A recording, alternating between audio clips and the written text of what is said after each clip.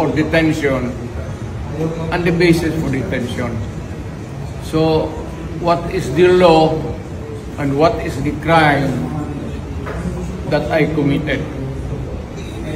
To me now, the legal basis for my being here, as apparently I was brought here not of my own volition.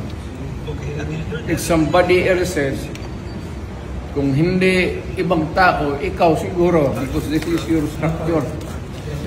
So you have to answer now for the deprivation of liberty.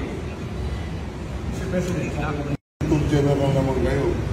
Alam mo ba na hindi man lang siya na-serve kung anong kaso kung pinag-charge sa kanya ngayon? Hindi niya alam.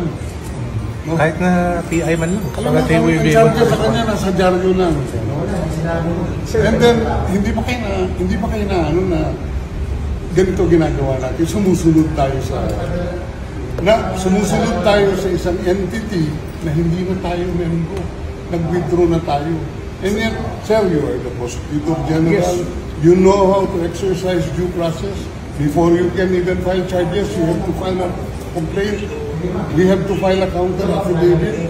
Without doing those procedural process, here we are, being issued a warrant of arrest, questionable warrant of arrest. Ano naman to, sir? Sir. There's naman doon blooper, puro